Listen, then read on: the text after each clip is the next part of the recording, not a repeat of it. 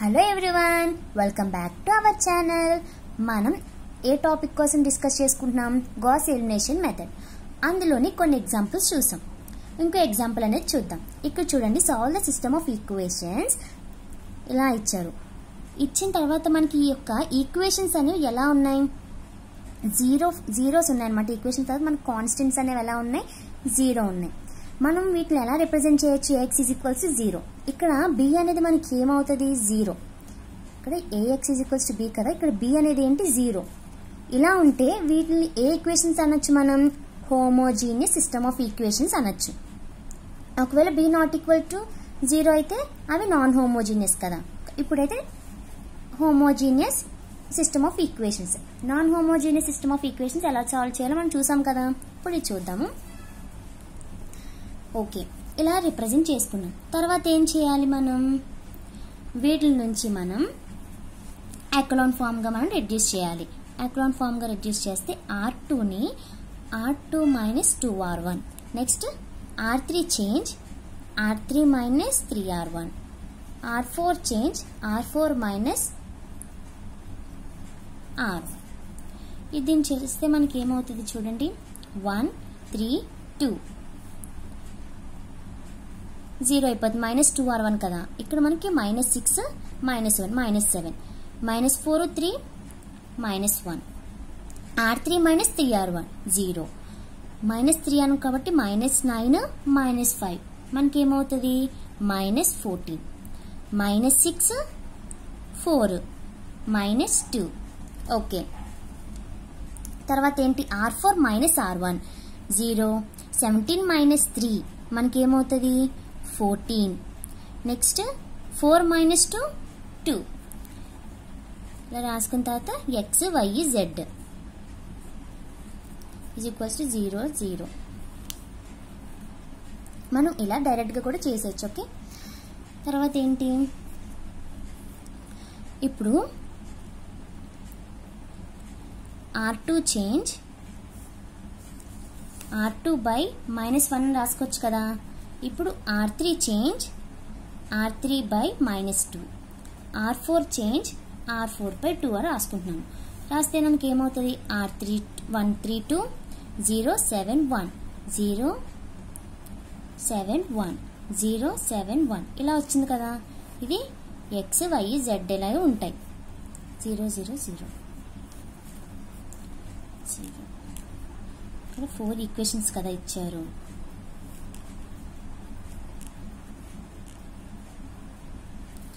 ఇప్పుడు మనం ఏం చేయాలి? R3 change R3 minus R2, R3లో నుంచి R2, next R4 change R4 minus R2 చేస్తున్నాం. చేస్తే నాకు ఏమవుతుంది అంటే 1 3 2 0 7 1 0 0 0 0 0 0 x y z is equals to 0 0 0. ఇప్పుడు మనకి ఇక్కడ నుంచి చెప్పండి, హియర్ ర్యాంక్ ఆఫ్ ఏ అంటే మనం ర్యాంక్ ఆఫ్ ఏ ఏమవుతుంది చెప్పండి అంటే నాన్ జీరో రోస్ బట్టి మనం చెప్పాలి కదా. ర్యాంక్ ఆఫ్ ఏ 2 అవుతుంది. అండ్ నెంబర్ ఆఫ్ అన్నోన్స్ ఎన్ని ఉన్నాయి? Number of unknowns is equals to మనకి 3 అనేవి ఉన్నాయి. కాబట్టి ఇక్కడ మనకి ఇది హోమోజీనియస్. హోమోజీనియస్కి చూడండి, టేబుల్ ప్రకారం సొల్యూషన్స్ ఏమైతే ఇక్కడ rank of A is equals to rank of AB less than n. ఇక్కడ ర్యాంక్ ఏ అంతా మనకి 2, ర్యాంక్ ఆఫ్ ఏబి అన్నా సరే మనకి ఏమవుతుంది? 2 అవుతుంది కదా. ఇక్కడ 0 0s ఉన్నా సరే మనకి rank of A 2, rank of AB కూడా మనకి 2. అవి less than number of unknowns కి లెస్ గా ఉన్నాయి. కాబట్టి చూడండి, rank of A is equals to rank of AB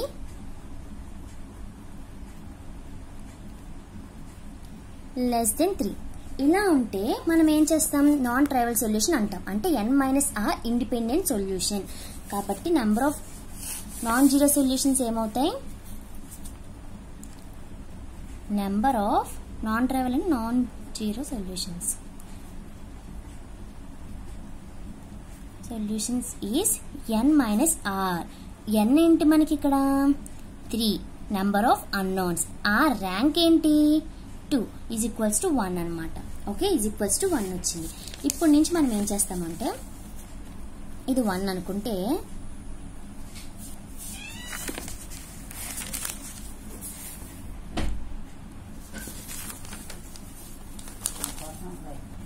చూడండి, దీని నుంచి ఫ్రమ్ 1 నుంచి మనం ఎలా రాయొచ్చు, x plus 3y plus 2z is equals to 0 అని రాయొచ్చు. ఇది సెకండ్ ఈక్వేషన్. నెక్స్ట్ ఏం రాయొచ్చు, 7y plus z is equals to 0 రాయొచ్చు. ఇది థర్డ్ ఈక్వేషన్. ఇక్కడ మనకి 1 వచ్చింది కాబట్టి z ఈజ్ ఈక్వల్స్ టు నేను k తీసుకుంటున్నాను. లెట్ మరి ఇలా సొల్యూషన్స్ మనకి రావు కదా, కాబట్టి let z is equals to k తీసుకుంటున్నాను. ఒకవేళ ఇక్కడ 2 వచ్చింది అనుకోండి, అప్పుడు మనం z is equals to k and y is equals to వేరే కాన్స్టెంట్ అనేది తీసుకుంటాం. ఓకేనా, 1 వచ్చింది కాబట్టి నేను z ఈజ్ ఈక్వల్స్ టు మాత్రం ఒకదాన్ని మాత్రమే k అని తీసుకుంటున్నాను. Okay, z is equals to k. ఎందుకంటే ఇక్కడ ఇది y, z, ఇక్కడ z ఇవేమీ లేవు కాబట్టి z ఈజ్ ఈక్వల్స్ నేను కాన్స్టెంట్ అనుకుంటున్నాను k. కాబట్టి substitute z is equals to k in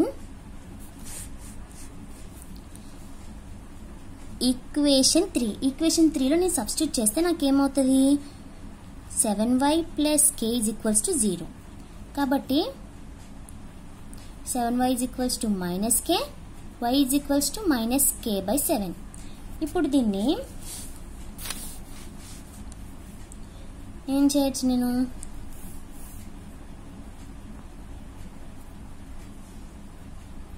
substitute y is equals to minus k by 7, z is equals to k in equation 2 లో నేను సబ్స్టిట్యూట్ చేస్తే ఏమవుతుంది, x plus 3 into minus k by 7 plus 2 into k అవుతుంది.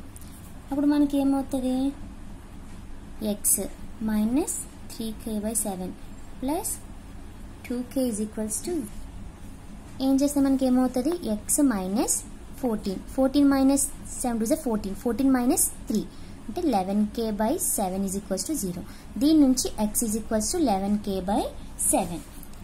So మనకి x unknowns values మనకి x, y, z అని represent చేస్తే minus 11k by 7 minus k by 7 k.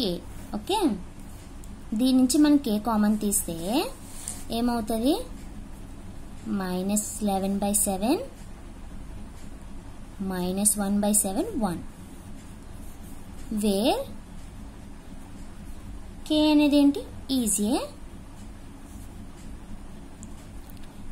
Real number. ఇది మనం నాన్ హోమోజీనియస్ కి చేస్తామన్నమాట. ఓకే, ఇది మాత్రం మెథడ్ అనేది మనకి ఇంపార్టెంట్. ఈ మెథడ్ తర్వాత ఐగన్ వాల్యూస్ అవి వచ్చినప్పుడు తర్వాత చెప్పండి. ఓకే,